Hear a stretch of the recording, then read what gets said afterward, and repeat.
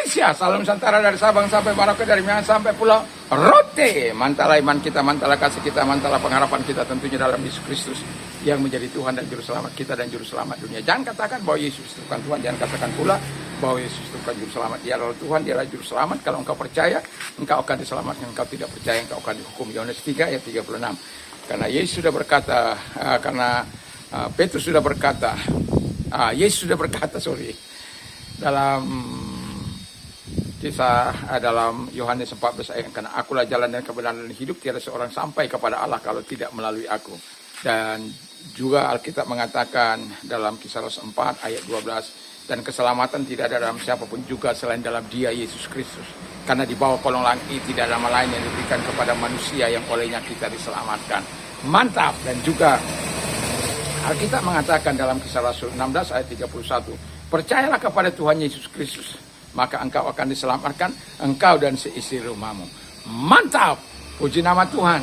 Selamat sore bagi kita semuanya. Kiranya kekuatan Tuhan, kekuatan firman, kekuatan Roh Kudus akan tetap menyertai kita dimanapun kita berada. Dan biarkan kekuatan Tuhan itu terus menyertai, dan damai sejahtera Allah yang melampaui segala akal akan menyertai hati dan pikiran kita mulai saat ini sampai selama-lamanya. Puji nama Tuhan. Dan kita akan masuk kepada kepemimpinan yang ke-14 ya. Ini pemimpin yang baik, episode yang ke-14. Dan yang mau saya katakan, pemimpin itu tidak kebal ya. Yang pertama itu, pemimpin berhati Bapa itu, yang mau saya katakan, dia tidak kebal. Atau dia rentan juga mengalami namanya kesalahan. Jadi jangan pikir bahwa pemimpin itu semua superman, super iman, tidak. Pemimpin itu juga punya kelemahan, ya. Tetapi bagaimana kita harus melakukannya, kita harus berhati Bapa itu harus kita lakukan dalam kehidupan kita. Dan memang kita harus peduli kepada orang, peduli terhadap diri kita. Jangan sampai kita mengajar orang, tapi diri kita sendiri rusak gitu. Kita tidak menjaga reputasi kita, kita tidak menjaga integritas kita, tidak menjaga ketaatan kita, tidak menjaga kebenaran kita yang ada dalam Kristus itu. Memang kita rentan, tetapi Yesus akan menolong kita untuk melakukan yang terbaik dalam kehidupan kita. Paulus nggak bikin citra supaya super rasul. Dia cerita soal kelemahan, kekhawatiran, bahkan duri dalam daging. Dia bilang, siapa yang lemah, tidakkah aku turut merasa lemah? Jadi yang mau saya katakan adalah, kita tidak kebal atau kita rentan terhadap sesuatu yang melemahkan kita bisa terjadi. Tetapi saya mau katakan, kerentanan buat kita bergantung sepenuhnya kepada Tuhan. Itulah kelebihan kita.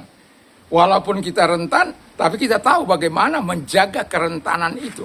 Supaya kerentanan itu tidak menguasai kita dengan berhubungan dengan Sang Pencipta itu. Dalam doa kita, dalam firman, dan kebenaran menjadi hal yang harus kita tetap tinggal di dalam hati kita itu. Jadi kerentanan tidak akan membuat orang menjadi takut kepada kita. Justru karena kita mengalami hal yang sama, bukankah Yesus dikatakan bahwa dia dicobai tapi tidak berbuat dosa. Kita dicobai kadang-kala berbuat dosa. Dan itu sebabnya mengapa kita harus bisa mengandalkan dia, karena dia telah teruji dalam segala perbuatan. Dan kita sebagai pengikutnya, kita belajar untuk mengikut dia, ya. Terpujilah Tuhan. Yang ciri yang kedua adalah dia pamer kelemahan. Dia pamer kelemahan supaya kuasa Kristus yang kelihatan. Artinya begini. Jadi jangan bilang, aku ini begini, aku ini tukang. Jangan gitu. Artinya kelemahan yang dalam batas-batas, bahwa dia ya bukan di dalam kejahatan, ya. Dan seperti ketika Yesus berdoa dan berpuasa 40 hari 40 malam, dia lapar. Tentu kalau karena dia lapar, ya walaupun dia anak Allah, tetapi kan dia harus perlu makanan nyata. Nah, setan itu datang mencobai dia. Dia bilang, jika engkau anak Allah, coba jadikan batu-batu ini menjadi roti. Karena memang dia lapar. Tapi dia bilang, manusia bukan hidup hanya dari roti, tapi dari setiap firman yang keluar dari mulut Allah. Wow. Artinya mau saya katakan, dia tidak ingin melakukan apa yang diperintahkan Tuhan. Karena dia datang ke bumi ini hanya mau melakukan kehendak Bapaknya, bukan kehendak setan. Yang kedua, dia tidak berhasil, setan itu nggak nyerah. Dia bawa ke hubungan ke kota suci, ke hubungan bait Allah. Dia bilang, ada tertulis, jika engkau anak Allah, jatuhkanlah dirimu, maka karena ada tertulis, malaikat-malaikatnya akan menatang engkau supaya kakimu tidak terantuk. Wow. Ini setan juga tahu firman Allah. Tapi apa kata Yesus? Jangan engkau, ada tertulis juga, jangan engkau mencobai Tuhan Allah. Wow, itu luar biasa itu. Lalu kemudian setan bawa dia ke gunung yang paling tinggi. Kalau sekarang di zaman modern ini Himalaya lah ya. Jadi seluruh kemegahan kerajaan, kemegahan dunia dia tunjukkan. Lalu dia katakan kepada Yesus, kalau engkau sujud menyembah kepadaku, maka seluruh kerajaan dunia ini dan kemegahannya akan aku serahkan kepadamu.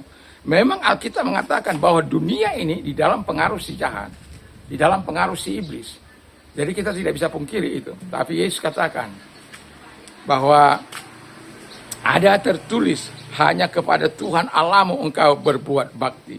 Hanya kepada Tuhan saja engkau sujud menyembah. Haleluya. Puji nama Tuhan. Jadi pemimpin itu, dia tidak takut menunjukkan bahwa dia butuh Tuhan dalam hidupnya. Kita sebagai pemimpin, kita banyak kali pemimpin itu kan sibuk. Ini dan itu. Kadang-kala kita menjadi lemah. Nah, kalau kita nggak cas sama seperti HP ini kalau tidak dicas ini HP yang sedang terlepas dari arusnya, dia akan mengurangi dayanya. Dan bagaimana supaya dayanya bisa terisi kembali? Dia harus tercolok antara ini dan dengan alat yang sudah ada, itu dicolok ke listrik, maka dia akan menjadi penuh. Dan demikian juga kehidupan kita. Ketika kita tercolok, terhubung dengan Bapa di surga, maka kita akan senantiasa bisa penuh dalam kehadirannya. Kita bisa penuh di dalam segala kebenaran-kebenarannya. Puji nama Tuhan.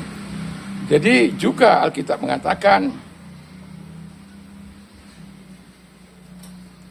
pemimpin itu harus jujur. Wow. Ini pemimpin yang jujur ini sekarang ini sangat sulit, ya. Jangankan pemimpin dunia, pemimpin gereja pun kadang-kala banyak yang nggak jujur. Dipercayakan sesuatu kepada mereka, tidak dijaga dengan baik-baik, justru dimakan demi kepentingannya sendiri. Karena dia menganggap, ya saya kan pemimpinnya. Jadi kalau saya makan ini nggak ada masalah. Siapa bilang? Kalau tidak ada masalah di organisasi, akan ada masalah di hadapan Tuhan. Karena engkau tidak menjalankan tugas dan tanggung jawabmu itu sebagaimana yang diharapkan. Jadi jujur itu memelihara kota. Orang jujur itu membawa berkat kepada kota di mana dia memimpin. Orang jujur itu akan hidup dalam ketenangan. Orang jujur itu tidak perlu menutupi apa-apa. Ya, sama seperti Pak Dedi Mulyadi. Kenapa dia nggak takut diperiksa KPK, nggak takut diperiksa kepolisian, nggak takut diperiksa jaksa? Kenapa? Dia orangnya jujur. Bahkan yang terakhir tahun 2025, satu-satunya pemimpin di seluruh Indonesia ini yang gubernur sampai menghabiskan dana begitu luar biasa, hanya tinggal 500.000 di kas APBD. Belum pernah ada sejarah seperti ini. Kemana uangnya? Dia gunakan untuk membangun jalan-jalan, sehingga jalan-jalan di apa sana kinclong. Dan dia pakai penerangan-penerangan, dia buat penerangan-penerangan yang tidak baik diperbaiki, dan lain sebagainya. Itu sesuatu yang sangat luar biasa, pemimpin hebat. Sama dengan Ibu Shirley yang ada di Maluku Utara, di mana dia sebagai seorang ibu, ya ini saya bilang tadi, seorang pemimpin itu berhati bapak ataupun berhati ibu. Ibu tidak ingin anak-anaknya celaka, ibu tidak ingin anak-anaknya tidak bisa menikmati sesuatu. Yang paling fenomenal yang saya lihat adalah ketika dua orang anak yang dari sebuah keluarga tidak sekolah, dia datang, kenapa kamu gak sekolah? Kamu harus sekolah ya. Ya. Nah, berapa bulan kemudian dia datang ke tempat itu lagi untuk menanyakan anak ini sudah sekolah apa belum. Dan hebatnya, anak itu sudah sekolah. Dan mereka senang menyambut gubernurnya.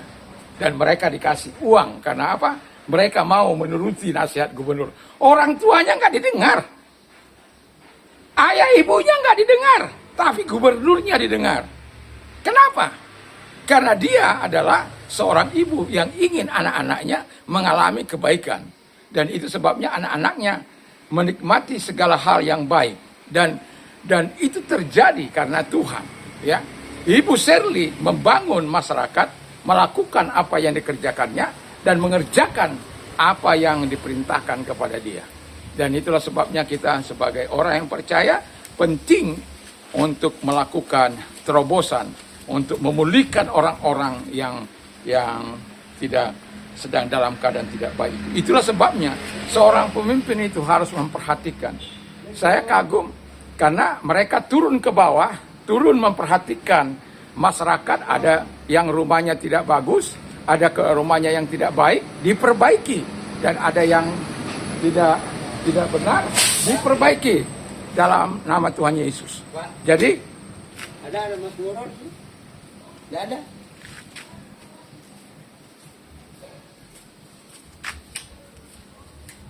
Walaupun kita tahu dia rekaman, tetapi dia berusaha untuk bersuara. Tapi enggak, itulah. Ya. Tapi apapun itu, saya mau katakan kepada kita ini adalah orang-orang yang akan melaksanakan tugas dan tanggung jawab kita. Dan jangan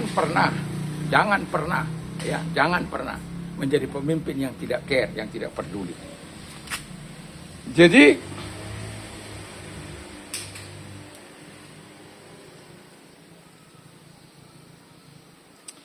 Jadi pemimpin itu nggak perlu pura-pura sempurna di depan umum. Kalau pemimpin gereja, kalau minggu, ya kamu lagi kering rohani, bilang jujur. Ya justru bikin orang merasa aman buat jujur juga. Pemimpin yang pura-pura kuat bikin tim jadi pura-pura juga. Satu contoh, saya mengatakan ada sesuatu yang saya katakan kepada Tuhan, bahwa saya hidup untuk melakukan apa yang berkenan di hadapan Tuhan. 1000 ucapan terima kasih saya dan 10 pujian saya kepada Tuhan. Apakah saya nggak pernah gagal? Ya, saya pernah gagal. Apakah saya tidak pernah salah? Ya, saya pernah salah. Tetapi saya berani mengakuinya. Karena saya bukan Superman, bukan orang yang hebat, bukan. Saya adalah manusia yang terdiri dari daging. Tapi bukan karena kita itu lalu kita enaknya salah-salah, bukan ya. Bukan. Tetapi kalau kita memang dalam keadaan kering, pasti kita akan mau mengakuinya. Ketika kita katakan saya sudah gini, ketika mempersiapkan khotbah, udah begini, tapi nggak ada ketemu. Nah, ketika tiba, udah otak kita kemana itu? Tapi tiba-tiba satu kata saja datang, pluk, jadi. Itulah yang saya katakan dalam hidup kita, bahwa kejujuran itu sangat penting. Kita jujur dengan keberadaan kita jujur dengan keadaan apa yang kita perbuat. Supaya apa? Kita akan bisa meningkat ke arah yang lebih baik. Dalam kehidupan kita sebagai orang yang percaya, ada yang mau lewat. Ini gang orang jadi. Jadi kita sebagai orang yang percaya, kita akan terus melakukan yang terbaik dalam kehidupan kita sebagai pemimpin tentunya. Dan ingatlah bahwa kita tidak manusia super, kita manusia yang penuh dengan kekurangan. Yang terakhir, yang mau saya katakan adalah yang terakhir, pemimpin hati Bapa itu harus fokus kepada Injil. Jadi dia tidak fokus kepada dirinya, memberitakan kehebatannya, memberitakan keberhasilannya. Dia fokus kepada Injil, karena Injil itulah yang mengubah manusia. Injil itulah yang mengubah hidup seseorang. Injil itulah yang membuat orang masuk surga. Injil itulah yang membuat orang bertobat. Injil itulah yang membuat orang bisa dari penjahat menjadi baik. Dari perampok menjadi penuh welas kasih. Dari orang-orang yang tidak berguna menjadi orang-orang yang berguna. Karena apa? Ada Tuhan yang ada dalam kehidupan mereka. Dan itulah sebabnya, mari kita sebagai pemimpin yang berhati Bapa, masih ada sambungannya ya. Ini ada sampai besok ya, besok pagi ya. Jadi pemimpin yang baik itu adalah pemimpin yang berhati Bapa, dan saya menerangkan di sini fokusnya apa dan lain sebagainya. Nah, jadi ada 3 materi lagi yang belum, tapi saya berharap di minggu pagi kita sudah bisa mendengarkan apa yang kita harapkan dalam kehidupan ini. Kita bersyukur bahwa pemimpin yang baik itu adalah yang harus meniru gaya-gaya pemimpin yang saat ini saya utarakan, bagaimana kepemimpinan Paulus. Ada 9 nilai yang dibawa oleh Paulus. Kita sebagai pemimpin juga harus mau meniru. Paulus katakan, sama seperti aku, ikutilah teladanku, sama seperti aku mengikuti teladan Kristus. Semoga kita adalah orang-orang yang mengikuti teladan Petrus dan juga sekaligus mengikuti teladan Yesus, dan kita akan melakukan yang terbaik bagi kemuliaan Tuhan. Jadi fokus kita bukan diri kita, bukan tentang kita, bukan tentang keluarga kita, walaupun itu bisa disisipkan sebagai kesaksian, tapi fokusnya bukan kepada kita, fokusnya kepada Yesus Kristus. Kiranya Tuhan Yesus memberkati. Mari kita berdoa dan kita berdoa. Terima kasih Bapa di surga, kiranya Tuhan menolong kami untuk kami tetap hidup di dalam kebenaran Tuhan. Di dalam nama Yesus, dan kami hidup berhati Bapa. Terpujilah Engkau. Dan kalau Engkau sedang sakit segala sakit penyakit yang Engkau beritakan, aku perintahkan dalam keluar, hancurkan dengan kuasa-Mu. Terpujilah Engkau. Di dalam nama Yesus Kristus kami berdoa dan bersyukur. Terima kasih Bapak. Terima kasih. Kalau engkau sedang mengalami pergumulan, arahkan tanganmu kepada Tuhan dalam nama Yesus Kristus. Segala pergumulan yang mereka hadapi, engkau mau tolong mereka, lakukan mujizatmu kepada mereka, pertolonganmu kepada mereka. Di dalam nama Yesus, sehingga mereka memberikan kemuliaan bagi Tuhan. Dalam nama Yesus kami bersyukur dan berdoa. Haleluya. Amin. Kiranya Tuhan Yesus memberkati, dan senantiasa Tuhan menyatakan segala kebaikannya kepada kita. Mantap, mantap, mantap.